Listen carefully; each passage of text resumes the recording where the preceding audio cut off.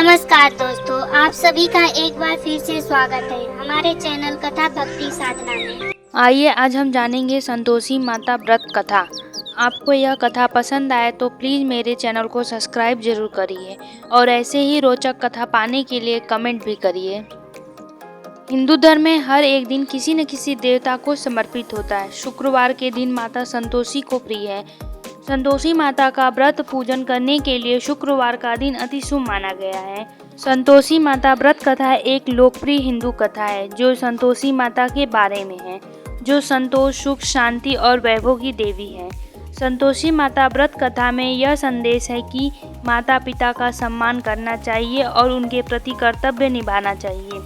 संतोषी माता उन भक्तों की रक्षा करती है जो उन्हें सच्चे मन से पूजते हैं।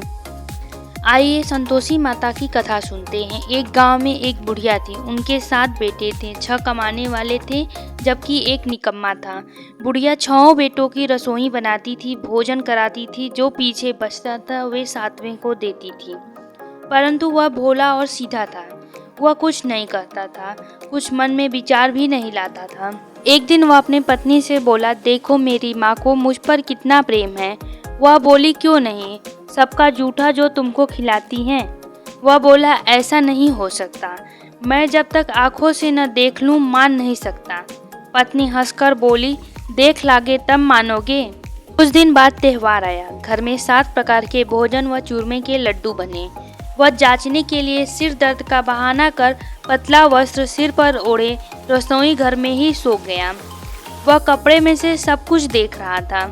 सभी भाई भोजन करने के लिए आए। उसने देखा माँ ने उनके लिए सुंदर आसन बिछाया है, नाना प्रकार की भोजन परोसी और आग्रह करके उन्हें बैठाई। वह देखता रहा।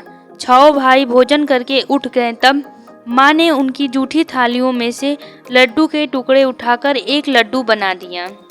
जूठन साफ कर बुढ़िया माँ ने पुकारा, उठ बेटा, सभी भाई भोजन करके गए, अब तू ही बाकी है। उठ बेटा न, कब खाएगा। वह कहने लगा, माँ मुझे भोजन नहीं करना है, मैं परदेश जा रहा हूँ। माँ ने कहा, कल जाना हो तो आज ही जा। वह बोला, हाँ आज ही जा रहा हूँ। यह कहकर वह घर से निकल गया। चलते समय पत्नी की याद आई। वह गौशाले में कंडे थाप रही थी। वह वहाँ जाकर बोला, हम जावे परदेश को, आवेंगे कुछ काल, तुम रहियो संतोष से धर्म अपनो पाल।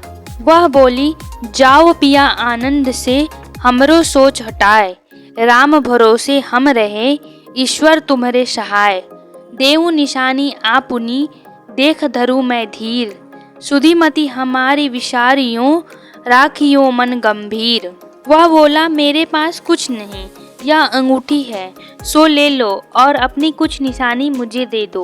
वह बोली, मेरे पास क्या है, यह गोबर भरा हाथ है। यह कहकर उसकी पीठ पर गोबर की हाथ थाप दी। फिर वह चल दिया। चलते चलते दूर देश पहुंच गया। वहाँ एक साहूकार की दुकान थी। वहाँ जाकर कहने लगा, भाई मुझे नौकरी पर रख लो। साहूकार को लड़के की जरूरत थी। वह बोला, रह जा लड़के। लड़के ने पूछा, तनख्वाह क्या दोगे। साहूकार ने कहा, काम देखकर दाम मिलेगा। साहूकार की नौकरी मिली। वह सुबह 7 बजे से रात 10 बजे तक नौकरी करने लगा।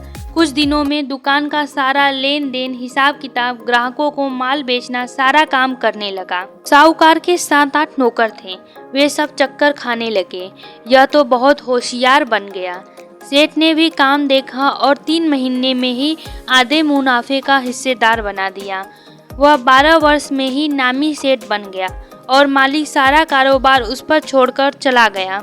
इधर सास ससुर उसकी पत्नी को दुख देते थे, सारी गृहस्थी का काम कराते थे, उसे लकड़ी लेने जंगल में भेजते थे। इसी बीच घर के आटे से जो भूसी निकलती उसी का रोटी बनाकर रख दी जाती थी और फूटे नारियल की नवेली में पानी। इस प्रकार वह दिन गुजारा करती थी।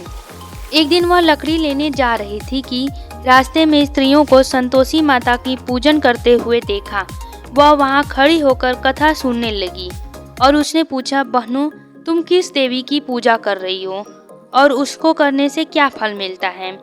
यदि तुम इस व्रत का विधान मुझे समझाकर कहोगी तो मैं तुम्हारा कृतज्ञ रहूंगी। तब एक स्त्री बोली, सुना यह संतोषी माता का व्रत है। इसके करने से गरीबी और दरिद्रता का नाश होता है, लक्ष्मी घर में आती है, मन की चिंताओं का भार दूर होता है। घर में सुख आने से मन में प्रसन्नता और शांति मिलती है। निपुत्री को पुत्र मिले, स्वामी बाहर गया हो तो शीघ्र आवे, कुंवारी कन्याओं को मनपसंद वर मिले, घर में सुख शांति आवे, घर में धन जमा हो, रोग दूर हो जावे और भी जो कुछ मन में कामना हो वह सब कुछ संतोषी माता की कृपा से पूरी हो जावे, इसमें संदेह नहीं। वह पूछने लगी, यह व्रत कैसे किया जाए, यह भी बताओ तो बड़ी कृपा होगी। स्त्री कहने लगी, 1.25 आने का गुड़ चना लेना, इच्छा हो तो 5 आने का या 1.25 रुपए का लेना, सहूलियत के अनुसार लेना, बिना परेशानी, श्रद्धा और प्रेम में जितना बन सके उतना लेना, इससे भी ज़्यादा शक्ति हो तो उससे भी ज़्यादा लेना। प्रत्येक शुक्रवार को व्रत रखकर कथा सुनना, इस बीच में क्रम टूटे नहीं, लगातार नियम का पालन करना। सुनने वाला कोई न मिले तो घी का दीपक जलाकर उसके आगे रखना या जल पात्र के सामने कथा कहना, परंतु नियम न टूटे। 3 माह में माता मनोकामनाएं पूरी करती हैं। फल सिद्धि होने पर उद्यापन करना चाहिए, बीच में नहीं। उद्यापन करने के टाइम खीर और पूड़ी बनाना चाहिए और 8 लड़कों को भोजन कराना चाहिए। जहाँ तक मिल सके घर के कुटुंब के लड़कों को लेना चाहिए, न मिले तो रिश्तेदार या पड़ोसियों के लड़कों को बुलाना चाहिए। उन्हें भोजन कराकर यथाशक्ति दक्षिणा को देना और नियम पूर्वक करना।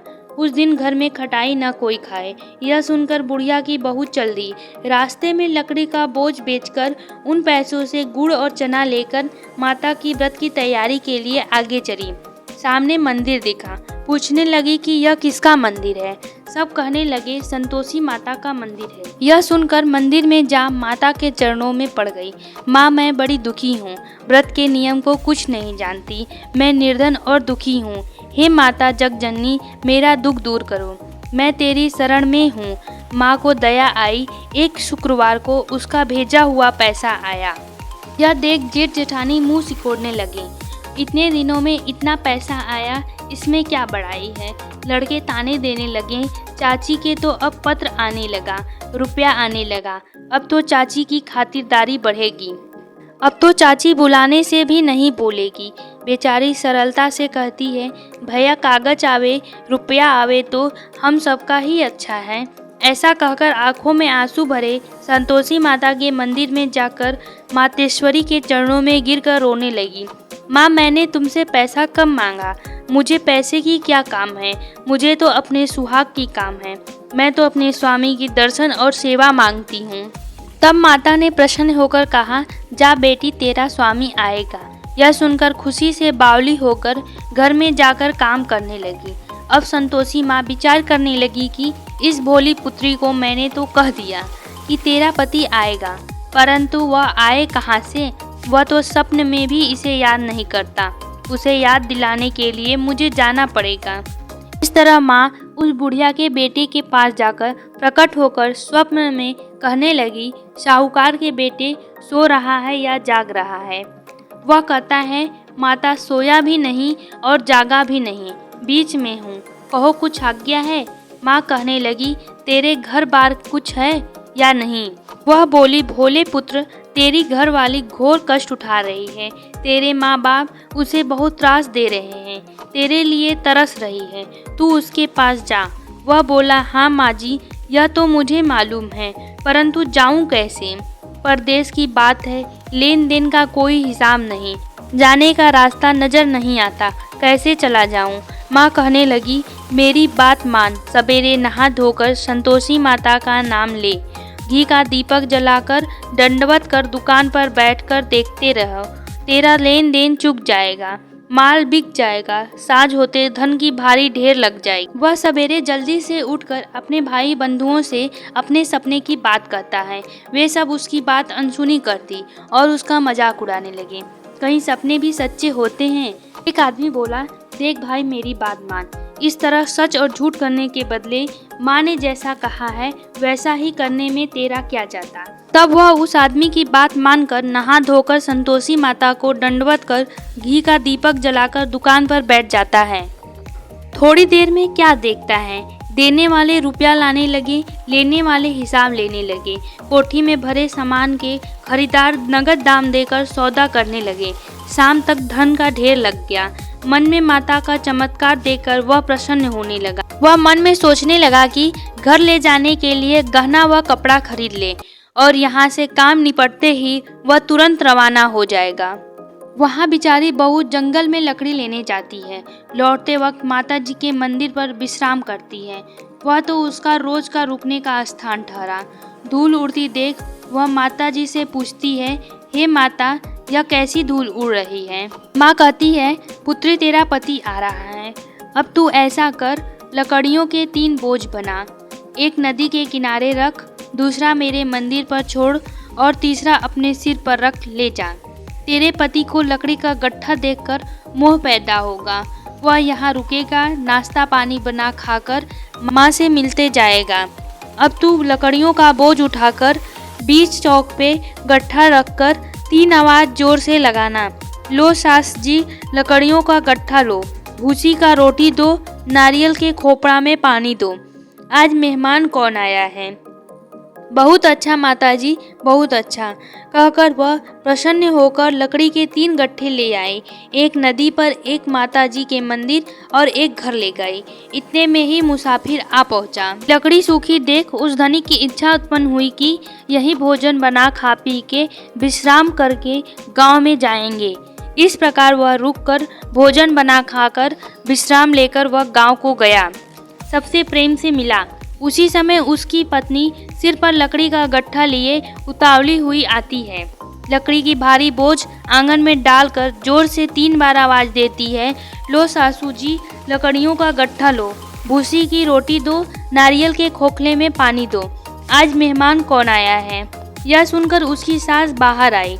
अपने दिए हुए कष्टों को भुलाते हुए कहती है, क्यों बहू ऐसा कहती है? तेरा मालिक आया है, आप बैठ, मीठा भात भोजन कर, कपड़े गहने पहन। इतने में ही आवाज़ सुनकर उसका स्वामी बाहर आता है और अंगूठी देख व्याकुल हो जाता है। माँ से पूछता है, यह कौन है माँ? माँ कहती है, बेटा, यह तेरी पत्नी है। आज 12 वर्ष बीत गए। जब से तू गया है तब से सारे गांव में जानवर की तरह भटकती फिरती है। घर का काम काज कुछ नहीं करती, 4 समय आकर भोजन कर जाती है। अब तुझे देख भूसी की रोटी और नारियल के खोपड़े में पानी मांगती है। वह लज्जित बोला, ठीक है माँ, मैं इसे भी देखा और तुम्हें भी देखा। अब दूसरे घर की ताली दो, मैं उसमें रहूँगा। तब माँ बोली, ठीक है बेटा, तेरी जैसी मर्जी। यह कहकर तालियों का गुच्छा पटक दिया। फिर वह दूसरे मकान में जाकर तीसरे मंजिल का कमरा खोला, सारा सामान जमाया।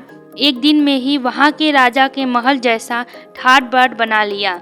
अब क्या है, वह सुख भोगने लगी। इतने में ही अगला शुक्रवार आया। उसने अपने पति से कहा, मुझे संतोषी माता का उद्यापन करना है। वह बोला, बहुत अच्छा, खुशी से कर, खुशी से ले। तुरंत ही वह उद्यापन की तैयारी करने लगी।